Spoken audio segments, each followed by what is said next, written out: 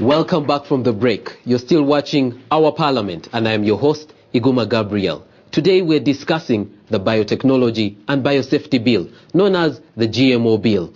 You can follow this discussion on Twitter. Just go to our handle, which is Our Parliament TV. On Facebook, we are on Our Parliament. That's the page that you'll follow. Before we went for the break, we had a question from Rachel.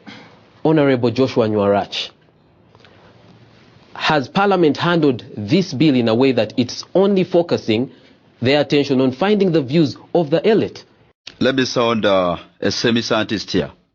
The same questions I carried the questions when I went to South Africa. Honorable Boa is here, Honorable Sechitoriko is here. We went to South Africa together. And I asked a farmer who is actually practicing the GM technology. I asked the farmer a simple question, that what will happen to our organic variety in the event that you're planting the GM crops in the neighborhood of organic variety? Now, what we were told was that the forces of, pollination, cross-pollination, and so on, may later defile the organic crops. And eventually they will develop the traits of GM. And therefore, to avoid that, there must be deregulation of season. When the GM man is planting his, you should still be tilting your garden as a farmer. And two, you must also separate the gardens by a distance of 500 minimum, 500 meters. Yeah. And also we asked them a question of, how about replantable seeds? Remember, we're talking about open pollinated seeds, which can easily be replanted and you still receive very good yields. But here, when you're talking about the for example, the BT technology, which is introduced into the open pollinated crops, what will happen is that they will automatically receive very poor yields with progressive planting. Now, a farmer must therefore run to seed companies. Yes. Now, the fear is? Yes, the fear is? How will a farmer sustainably buy those seeds for a period of time that the farmer is still surviving? But you are the MPs. You were consulting the farmers. Were you able to go and find this out, or to try and educate the farmers at the grassroots, like Rachel has asked? I thought I'm on point. I'm actually bringing report. I'm bringing report from a farmer who is not like from Erusi, from Nebi, where I come from, but a farmer who is presumably already enjoying the benefits of GM.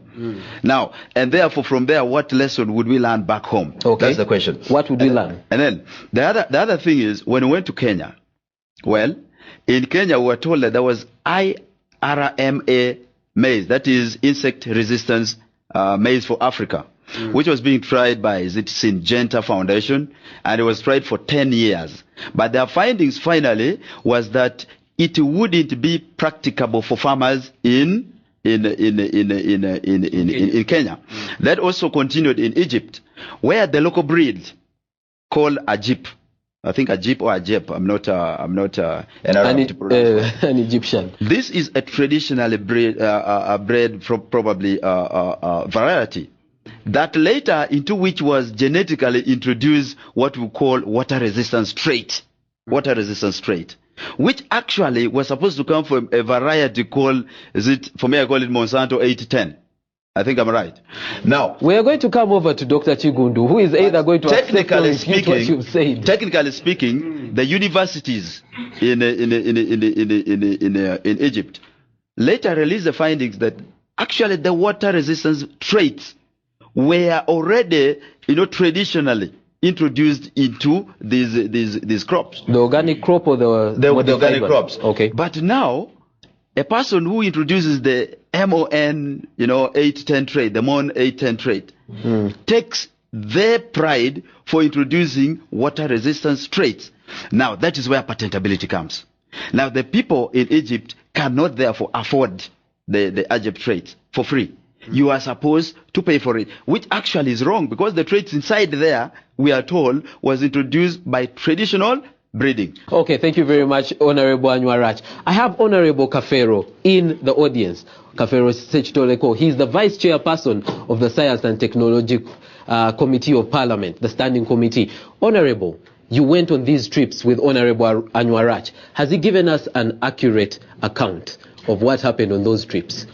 Thank you so much, Gabriel.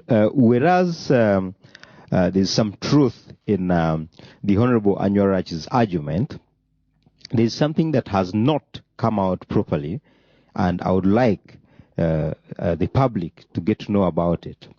The rationale of this bill is to facilitate safe development and application of modern biotechnology, and also provide mechanisms to regulate research, development, and general release of GMOs. Now, my brother, there is this perception by the public that this bill is intended to introduce GMOs into Uganda. That is a wrong perception. Honorable, do you think that the public just got that view out of the blue?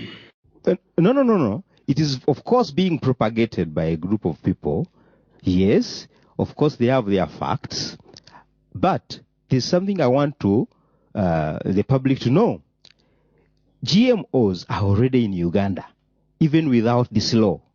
We were in the Biosafety Authority of Kenya. They did confirm to us that on several occasions they have approved GMOs in transit to Uganda. And these come in form of humanitarian food aid. And let me tell you one thing. They cannot bring GMOs to Uganda without the consent of the authorities to the country of destiny. Meaning, our executive here in Uganda sanctions the importation of GMOs. Me as a parliamentarian, I have a duty to perform, a fundamental duty of oversight on the activities of the executive. But I cannot achieve that without a legal framework. And so you need this law to pass in order to have the legal framework to... Okay, all right. Honorable Sechitoliko, I'm going to come back to you. I have a gentleman right behind you, Morrison Rakakamba. Morrison, have the farmers understood what this debate is actually about? Because I know that you've written extensively on this issue. You see, we have a problem with the objective of this bill. We need the law. I do agree with the preceding Honorable Member of Parliament who said something like that. But we need this law for different reasons. We need the law, in our view, to protect this country from proliferation of GMO. We need a country to be able to detect the movement of germplasm. If it is GMO, stop it at Maraba. Like what the Honorable Member said is already coming in through Kenya. And if you're saying it's already around, yes, you can do this retrospective registration. Let the law enable the committee of scientists, Ugandan scientists, to detect where GMO is and destroy it. And when I went to Kawanda, you know, BBC invited us there, you see, and Kawanda is busy doing GMOs illegally. You see, so we urgently need a law to make sure that people at Kawanda perhaps answer certain questions. You see. And you know, Gabriel, the other aspect is people who are promoting this kind of technology, they want to brand those people who think differently as naive, as backward, as against modernity. And I want to tell the audience and viewers that there is good science and bad science. We are for science, but we are against bad science. And we think, we do believe that GMO is bad science. And I don't want to even go to the science of it. Let's go to the strategic economic interests of Uganda as a net exporter of agricultural products. Japan has got a GMO, an organic market of 41 billion US dollars. United States, 61 to 62 billion US dollars for organic products. China, around the same. This is a market that is available for organic. Okay? As a country, even if we decided to transform our economy into a GMO economy, are we going to be competing with Canada to harness those markets?